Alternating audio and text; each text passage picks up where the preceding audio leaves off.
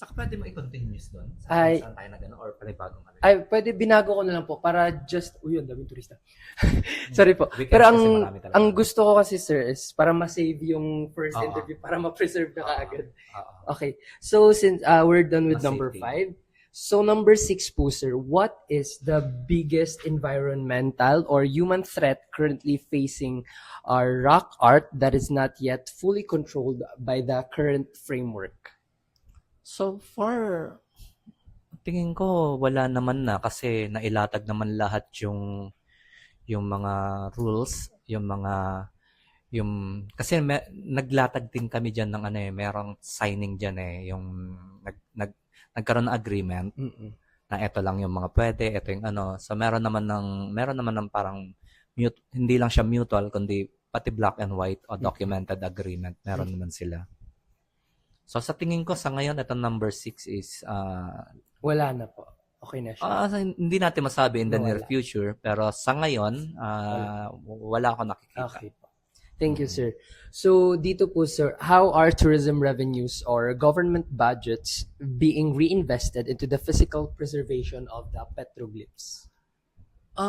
When it comes to financial, na-observe nyo naman, di kami naniningil, di ba? Oh, Ang yeah, yeah, National yeah. Museum of the Philippines does not collect admission fees or mga ganang bagay. Kasi um, mas pinaniniwalaan kasi ng management na more on education tayo eh. Yeah, yeah, So, yeah. hindi namin masyadong ano. Pero syempre, yung government, ang local government, alam naman natin ang local government ay nag-aano sila ng mga cultural fees Mm-mm. at environmental fees.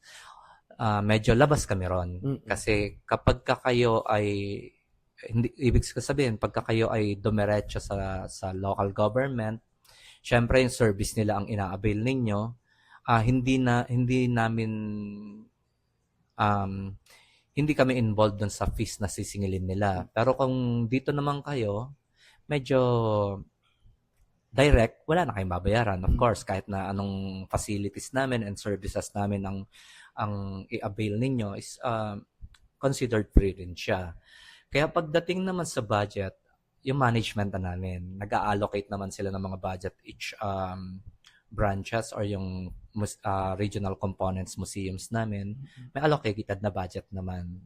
So hindi ko nakikita na to na kailangan pa namin mag-raise ng mga fees just to ano. So, kumbaga, sir, sapat na yung nabibigay na budget sa inyo without singilin pa yung ibang tao?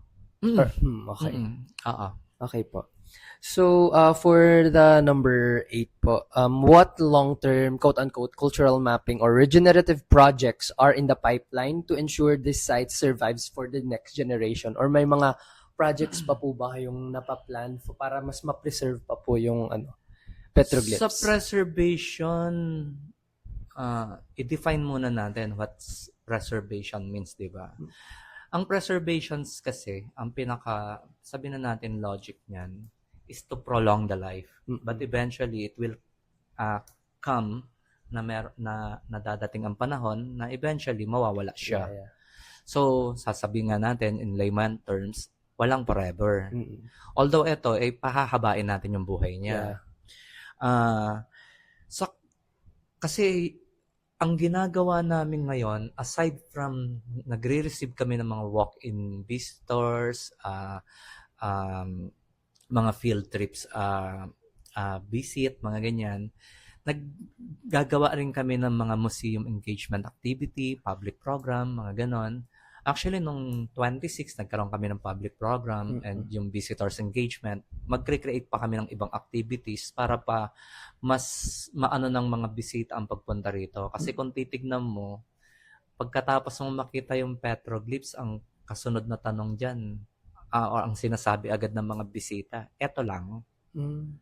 Kasi napaka-short ng kanilang visit, especially pag hindi sila na-guide, walang guiding services, hindi nila masyadong na-appreciate. Yeah. Kaya ang ginagawa namin, katulad yan, naglagay kami ng mga picnic tables para maliban sa nag-e-enjoy ka culturally, medyo ine-enjoy mo rin yung nature. Yeah. At the same time, nagbabanding kayo ng mga family members and your friends, mga ganon. So, sa cultural mapping kasi, Sa ngayon, trabaho ng ano yan ng National Cultural and in Culture and the Arts ata yan. National Commission of Culture and the Art. Sila ngayon talaga ang nagbibigay ng sila ang may mandate sa sa cultural mapping. Pero maganda rin 'to. Kasi kung lahat kunwari nag-cultural mapping ang Angono, isasama niya 'to sa kanyang mapping. Yeah. Pag nag-cultural mapping ang Binangonan, isasama niya 'to. Rin, yeah. At pag nag-cultural mapping ang province of Rizal, isasama din pa rin niya 'to. So yung tatlong sabihin na nating major proponents maisasama nila sa kanilang sustainable project and kung ano man yung gagawin nila, di ba? So magbe-benefit din kami ron. Maganda rin 'yon. Kaso nga lang wala kaming direct control over LG and other government institution. Okay po, sir. Thank you so much po. So for the last question po, how do you communicate the national cultural treasure status to the local community to ensure they feel a sense of ownership and ma-feel lang kailangan to protektahan? Ako lagi, when I gave kahit yung mga interviews na ganito, kahit yung mga field trip or comprehensive guided tour namin, yung walk-in guided tour namin, lagi kong parting words na sana wag matatapos lang dito sa pagkakataon na pagkatapos mo ako interview, alis ka na. Sana wag doon tayo natatapos. Sana ituloy pa rin natin ang pagpalaganap or pagbibigay ng impormasyon sa iba na andi dito yung parang eto yung pride pride kasi ng Pilipinas to di ba? Yeah. Hindi lang ng Pilipinas, ng bawat Pilipino na dapat ipagmalaki natin, kaya nga tawag natin treasure Saan ka ba naman nakakita ng treasure na iiwan mo lang kung saan-saan, di ba? Mamahalin mo yun, ibabalyo mo yun kasi treasure mo nga siya siguro wag tayong tumigil na ipaalam sa kahit sinong makasalubong natin.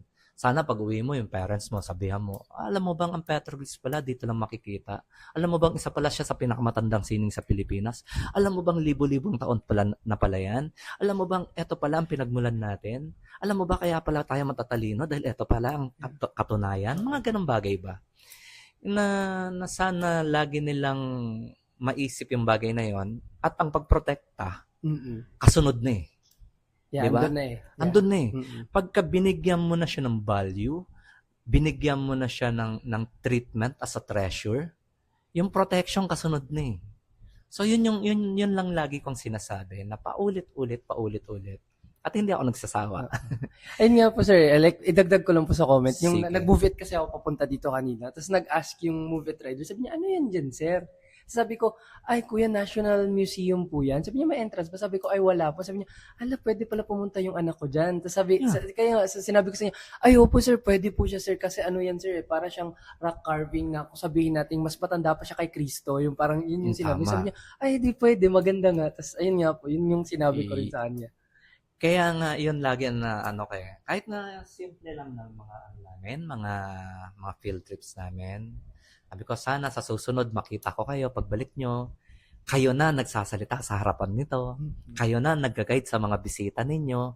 Kung ano man yung na-impart namin sa inyong knowledge, information tungkol dito.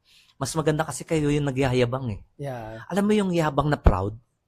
Yung proud ka, alam mo ba, etong mga nakikita mo ngayon, etong pinagmulan natin, eto ang sumasalamin kung bakit tayo ganito ngayon, maunlad, masigasig, madiskarte.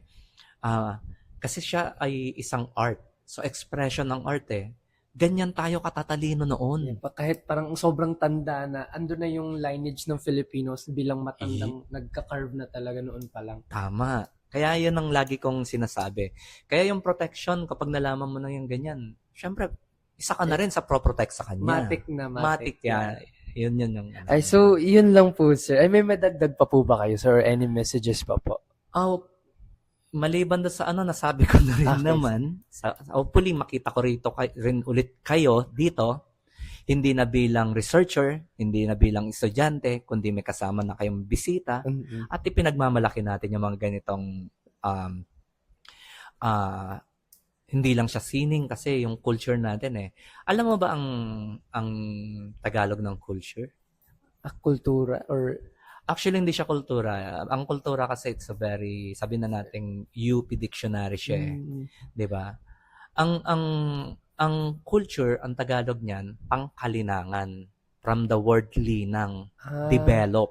okay. So, Familiar yung alinlangan pero hindi ko siya naisip agad. Okay. yeah, magma-mic pa ba tayo? Ay, sige po. Ay, yes po. Okay Okay. lang po. Dagdag documentation rin po Iyon. to for us. So, when we say linang, develop, this is where we came from. Mm. 'Di ba? Ito yung pinagmulan natin. Mm-mm.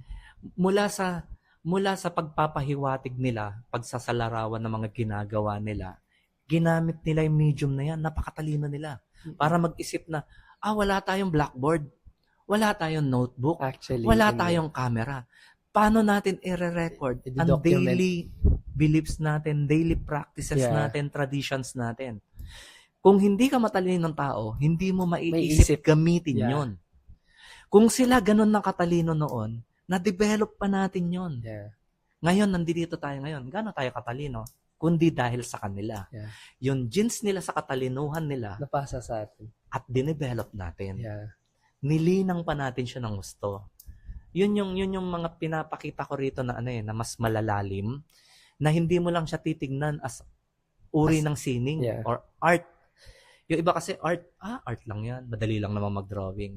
Pero naisip mo ba nung ginagawa nila yan, kung paano nila inisip, kung paano nila gagawin yun? Especially during that time na hindi pa develop talaga yung Tama human ka. civilization. Yun eh. And hindi lang yun. Nasabi mo na rin lang naman yung civilization. Actually, eto, isang proof na meron na tayong civilization. Actually, yun nga. Oo.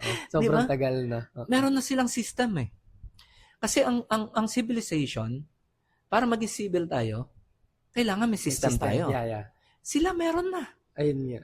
So isang proof yan, although it's very raw, sabihin na nating hilaw, yung kanilang sistema o But system, May system. pamamaraan, Oo. meron na sila. Oo. So tayo, dinevelop lang natin ang dinevelop Actually, yun. yun nga. Di ba? So, yun yung lagi kong sinasabi sa mga bisita natin. Na sana, tumatatak sa kanila, nagiging ano rin. Kaya minsan pag may mga bisita rito, alam mo naman kami museum guide, lahat dyan ng mga bisita, nakikita namin. Pero ang hirap na namin matandaan, nagpapakilala sila. Sir, ako po yung ginaid nyo ng ano. Ikaw ba yun? Oo na lang ako, pero sa totoo lang, hindi ko na talaga maalala. Pero magbibigay lang siya ng isang hint na yung napag-usapan namin. Ikaw pala, ikaw, naalala na kita. Ganon. At natutuwa ako, bumabalik sila. Sir, andito ulit kami. Tuwan-tuwa kapag gano'n. Kasi parang nakikita ko yung output ng trabaho namin, na nakapag-impart, hindi lang kami nakapag-impart, kundi bumalik din sila. At pinagmamalaki nila. Ganon. Ayun nga po yung maganda dito. First time ko po makapunta rin talaga nung last time. Kasi taga Negros po ako. So, walang kaming ganun masyado doon. So, parang I was like, better na ito yung maging research natin knowing na it's a 3,000 cultural treasure ng Philippines. And, kumbaga, isang beses, better na makita mo siya kahit isang beses sa buhay mo. Parang ganun rin. Pero better na balik-balikan. Balik-balikan. So we Tama. decided na better na ito yung maging research natin. Kasi sir, pati yung prof namin, hindi niya alam to. Pati sabi niya, may ganyan pala sa Binangonan. So parang, Actually, yun. very ironic talaga yung ganito. Alam mo bang ang mga bisita namin, pag tinatanong mo, paano nyo nalaman na merong petroglyphs? Ang sasagot nila, social media. 80% TikTok. And another, sabihin na natin, 50% TikTok, 50% Facebook. Diyan nila nalalaman. Mostly lahat, sabihin na natin yung social media na bisita namin, mga 80%, ng mga walk-in mga walk-in visitors namin. Hindi katulad ng mga field trip namin, kasi ang field trips namin may coordinator sila. So hindi nila talaga alam na ito pupuntahan nila. So pag nakita mo na kulang yung yung sabihin na natin, aminin na namin, talagang kulang yung marketing namin. Mm. Kasi nakita niyo naman, 2 lang kami empleyado. Syempre yun, nasa National Museum main office din naman is may kanya-kanya rin silang task na ito Yeah. yung ano nila. So, yun yung mga iba pang challenge sa amin. At hopefully this year naman ata is mag-hire na sila ng additional na tao na job description para tumutok doon sa mga yun. Kasi sa mga marketing sa amin, mga information officer yan eh. Kami mga guide, dito lang talaga kami. Parang local lang kami, dito lang kami. Unlike dun sa mga information officer, ang task nila ay lumabas, mag-reach out, hindi lang sa social media, gumawa ng content. Hindi lang ganun eh. Ano sila eh, kailangan nilang pumunta sa bawat school, i-present nila to. Although ginawa ko yun nung previous, parang 2017, tumaas din ang bilang namin kasi kahit sa stats namin, 80% to 90% ang bisita namin, ang demographic location ng mga ano or mga address nila, Metro Manila. Yung Rizal, ang konti. Nasa Rizal siya. Pero sa metro yung ano. Kaya yung mga makikita mo dapat kapag gagawa ka ng stat, tignan mo lang yung ano eh, tignan mo lang yung demographic eh. Nasa research yun po namin. Kung makikita mo siya, bakit mas marami ang estudyante galing ng Metro Manila? Supposed to be mas marami ang estudyante Dapat galing dito from here. ng within, di ba? So, may kulang sa trabaho na magtratrabaho para sa local, para within, di ba? Yun yung isa naming siguro yun ang magiging project ng susunod namin o dadating pa rito mga information officers namin. Ako, in-start ko lang, alam mo bang, ang tinignan ko lang, actually, yung dapat ang thesis ko nun eh, nung nag-take ako ng ang tinitignan ko lang ay yung public school within Rizal, DepEd ng Rizal, grade 7 to grade 10 at the time, kasi wala pang grade 12 nung kinandak ko yung yun eh. Alam mo bang merong estudyante ng ang buong Rizal na nasa 300,000? Kung lahat yung mapupunta mo rito, di ba? Exactly. Kung hindi mo man sila ma-compel kasi meron ka kasing meron kasing mga moratorium ngayon sa DepEd ng field trip. Pwede nilang gawing project. Sabi mo in 5 years time, may nadadagdag pa sa grade 7 every year. Di ba? Ang dami sanang bisita at hindi lang yung bisita, ang daming nakaalam. Di ba? Yan. Ito sir, yung project namin, ano siya, nalaman ko siya kay Istine, yung babae namin kasama, kasi siya yung nagsabi, sabi niya, merong petroglyph sa amin. Sabi ko, ano yun?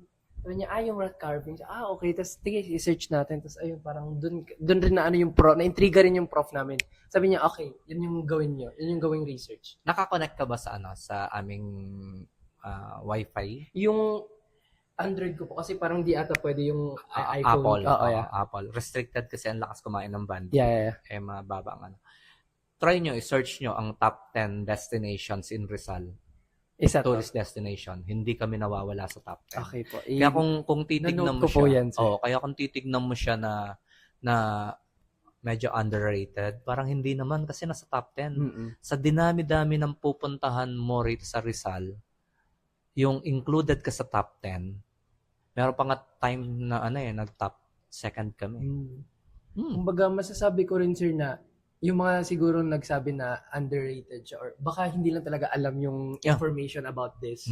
So for me rin, as from Metro na, okay, better nga siya na in a way, dagdag documentation rin with you guys. Ito yung ginawa namin para ma-present rin namin or kumbaga malaman rin ng mga tao na, may ganito palang, not just Rizal, but a cultural treasure ng Philippines. Ng Philippines, tama. Diba? Tapos knowing na isa sa oldest, parang or oldest. Actually, in 1973 siya yung oldest, but in 2018, ang alam ko siya na yung pangalawa na lang. Kasi parang naglabas na ata ng official statement yung mga expert pagdating dito sa ganitong rock art. ah, yung sa may Calao Cave, although siya ay petrograph or pictograms, hindi siya carvings kundi ginamitan siya ng pigments Mm-mm. at na-carbon date kasi siya. Ang age niya ay 3,500 years old. So, Wait, is it BC, sir? BC? hindi na BC. Mm. Ang ginawa nila kasi sa carbon dating is yung years old talaga niya. Mm-mm.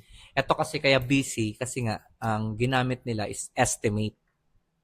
So, nag-base sila sa mga implements recovered in the site na nagpapakita na meron ng human existence. Yeah, actually. So, yung mga nakitang tools na yon na nagpapatunay na may mga tao na dito na pumunta, na posibilidad na sila rin ang unang gumawa. So, ginamit siya during late Neolithic or around 3,000 BC. Mm. So, kaya nagagamit yung mga ganong ano. Pero usually kapag ka ang carbon dating kasi binibilang nila yung components ng carbon deposit eh. So, years talaga. Kung 10,000 years old yan, 10,000 yan. Hindi mo na ileless yung 2000 AD. Mm-mm. Kasi yung BC, ano siya eh, medyo biblical term siya eh. Mm-mm. So, hindi siya before Christ actually. Ang gamit ng mga ganito is BCE. Before Common Era. Before.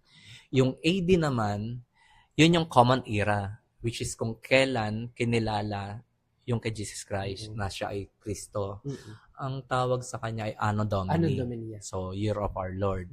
Pero yung in-between niya na 33 years, saan siya papasok? Common Era. Yeah, common, yeah. Di ba? Kasi before Common Era, and yung Common Era is yung period na nabuhay si Jesus Christ until siya ay kinilala na God din. Di ba? So, yun yung distinction ng pagbibigay ng date pagka ginamit mo ang BC, ginamit mo ang CE, o ginamit mo ang AD. Medyo masyadong biblical. Na parang siguro kasi nga halos lahat naman ng ginagamit namin Roman and di ba? So, ganun siguro. Di ba? So, kapag ginamitan kasi ng carbon dating, ang kanyang way of dating is very scientific. So, kung binilang mo yung kanyang edad mula nung ginawa yung pigment na yon, kunwari dinurog ko yung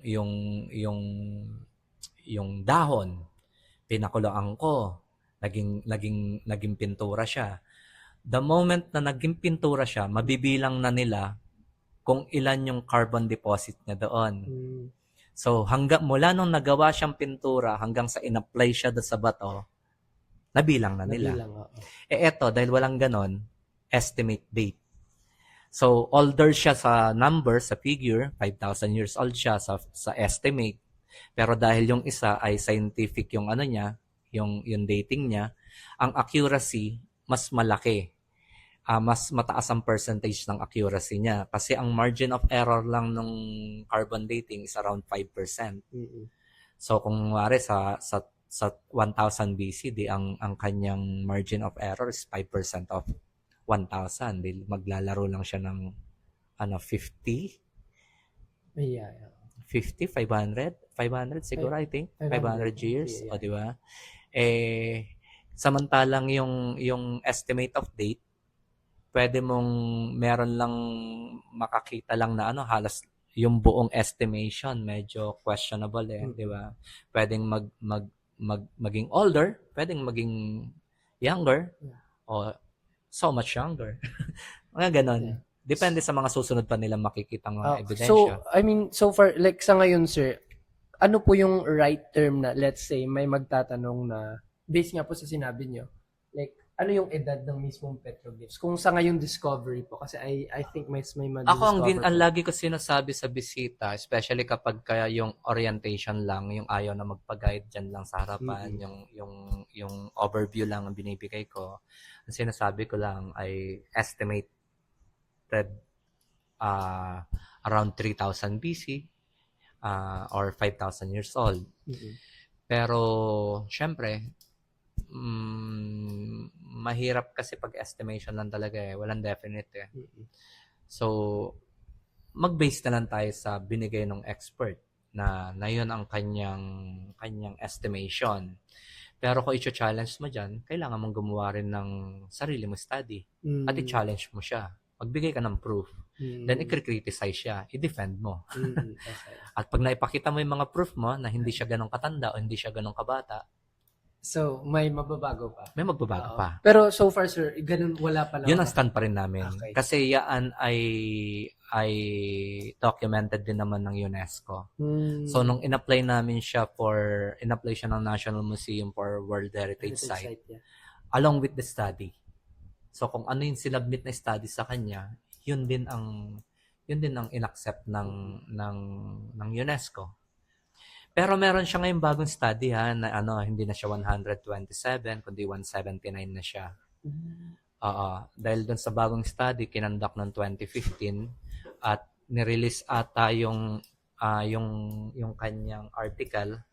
Kung gusto mo isulat mo yung pangalan, ang ay Andrea Halandoni. Yeah. Isa sila sa mga, sir, si Miss Andrea Halando, isa siya sa mga namin, what do you call this? References. Halandoni. Ayun. So, part ng kanyang dissertation, ang petroglyphs. Ang date nga na binigay niya ron is 11,700 eh. Nakita niya yon? Yan po, sir. Nabasa niyo siya doon? Hindi po, sir, actually, yung lahat na paper. Kasi ginawa, overview lang po yung, kumbaga sa abstract lang po kami nag-base. Sa abstract lang? Yeah, for okay, ito pala. Pwede pero siya kung titignan mo yung buong article niya, ilang pages lang naman yon, siguro mga 8 pages lang ata ang part ng National Museum ay ng petroglyphs doon. Pero part din nung nakita niya sa Cagayan, part din ng part din ng dissertation niya yan. Kasi yung dissertation niya is parang rock art of Southeast Asia, parang ganon. Yeah. So lahat ng petroglyphs and petrograph or pictograms sa rock arts, basta lahat ng rock arts sa Southeast Asia ay kinover niya. And may mga sinite din siya doon ng mga review of literature, may mga ganun din siya. At meron doon nga niya siya na based sa kanyang study, based sa kanyang review, may nagbigay pa ng date dito ng 11,700. Based dun sa mga recovered na kasi katulad niyan, yung tools na yon, si Dr. Peralta na unang nagkandak ng kanyang study rito, yun yung dating niya, na yun daw yung mga panahon na ginagamit yung mga stone tools recovered. Pero dun sa isa pang parang 2009 study ata na nakuha rin ni Ma'am Andrea, parang lumalabas doon na hindi lang sa mga ganong panahon ginamit yung mga yan sa Pilipinas, kundi around 11,700 years. So, kumbaga, 11,700 years old yung ni Ma'am Andrea. Doon sa kanyang study. Isa yun sa binanggit niya. Yeah. Pero yung standard nyo pa rin is yung kay Dr. Peralta. Hindi na. Yun ang gagamitin namin pagka binigay na yung actual, yung official. Kasi hindi pa namin napapalitan yan eh. Kasi meron dadating na yung team na papalitan na yan. Baka yun na ang babanggitin at kailangan doon kami Kasi kami kapag nag-guide kami dapat factual based sa literature. Kasi kung hindi kami magbe-base sa literature, kwentong barbero lang yon. Hindi namin nasa-serve yung purpose ng education ng National Museum, di ba? So, bakit kami magtuturo ng haka-haka namin? Dapat magtuturo kami base sa libro. Proof, yeah. Tsaka, so kung ganyan yung mangyayari, sir, kumbaga ang niyan, hindi na siya, let's say, 5,000 years old, kundi mas matanda pa kung maaprubahan yung kay Ma'am Andrea Halandoni. Actually, approve siya. Kung ang inaantay lang namin is, ang sinasabi namin, hindi pa rin namin sinasabi yung na over, niya. Ang sinasabi namin, dun sa unang study, etong age niya. Etong pangalawang study, eto yung age niya. So, nasa sa inyo na kung ano ang gusto nyong i-pick up. Kaya nga lagi kong sinasabi rin, try nyong basahin. Baka mamaya magkaiba tayo ng pagkaunawa. Di ba? Kasi kahit pa sabihin mo na yan, kung babasahin mo siya maigi, baka mas maintindihan mo, then kunin mo rin yung isang literature, basahin mo rin maigi. Kung bakit ganun ang sinabi ng unang author sa literature na to, bakit yun ang sinabi ng pangalawang author naman sa pangalawang literature na to? yun naman ang basis ng review of related literature eh. Ipunin mo siya, compare mo siya, then kung ano yung nadagdag, ano yung latest, yun ang gagamitin mo rin. At kung ano yung bago mong discovery. Kasi nung kinonduct yung study nito noong 1965, nirelease siya 1972. Then tagal na pending bago nag-release. Tapos yung kanyang way of kanyang way of documentation is nakita mo naman black and white ang picture. So ibig sabihin outdated ang equipments. Etong bago ngayon kaya lumabas 179 kasi hindi na bare eyes ang kanyang basis kundi gumamit na siya ng GIS, Geographical Information System. Yung gumamit na siya ng 3D model using sophisticated DLRs, ganyan. Kaya makikita mo na yung distinction. Oy, meron palang bagong ano rito, hindi lang kita ni Peralta to noon. Kasi nga, kumbaga, mas ano yung technology na ni Ma'am Halandoni. Oo. Tapos nabigyan niya ng phases. So may phase 1 siya, phase 2, and phase 3. Nung kay Dr. Peralta, wala yon. Yung phase 1, ito yung mga unang ginawa. Then yung phase 2, ito yung unang ginawa pero ni-retrace nila, pinalalayuman nila. At ito yung mga pangalawang ginawa. May mga comparison sila. Then yung pangatlo, meron silang mga, kunwari, na-identify nila yung mga vandalism sa hindi. Mga ganon. Tapos yung way of carvings, makikita ron.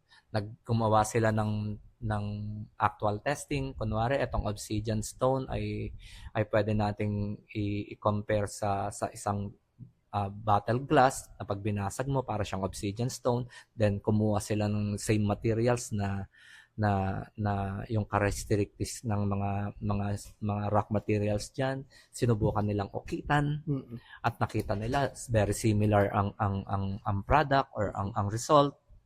Kaya nagkakaroon sila ng mga mas magagandang interpretation. Kaya yun yung mga ganon. Pero once na i-release yung kung ano man yung ano, actually, nag-update na rin ako ng tour script ko eh. So, sinite ko na yung kay Halandoni. Sinite ko na lang yung pero ang sinite ko pa lang doon yung number of figures. Hindi ko pa sinasite yung dating. Kasi, very controversial pa rin talaga dating. Exactly. Mahirap magbigay ng dating na estimate lang eh. Although ito, mababanggit ko siya pero hindi ko siya pwedeng like official na. Kasi ang hirap i-defend yan kapag meron kang magaling na magtatanong. Ang hirap i-defend. Unlike sa carving nga, makikita nga yung parang hindi carving, sa carbon dating. Ayan, sa carbon dating. Sa mismong technology. Oo, pwede mong ipamukha sa kanya, ito result to. Punta ka doon sa nagbigay ng anong yan, nag-conduct ng dating na yan or ng scientific anong yan. Yung naglabas ng result na yan. Sila ang questionin mo, wag kami. Di ba? Hindi katulad pagka-estimate. Pag sinabi niya lang na, estimate yan eh. Pwedeng tumanda yan, pwede pang bumata yan. O wala ka na magagawa kasi totoo. Kaya medyo lagi namin pinapaalala na etong estimate namin ay kaya nga estimate eh, di ba? Rough estimate, mga ganun ba? Although to, kwentuhan na lang naman to. Nasa sayo naman yan kung gusto mo idagdag sa ano. Kasi kahit paano may nadagdag na sa yes sir, mas may nakuha pa akong more info with sa kwentuhan part. But thank you so much sir. And yun lang po sir, thank you so much for the participation po. And we as a researchers po, we assure you po na this is strictly confidential and gagamitin lang po namin yung for interpretation and of course sa quotes lang po in a way na makikita po siya sa paper po namin kasi this is our final thesis po. Okay, so good luck. Thank you so much. Good luck sa inyo. Okay, thank you. Sir.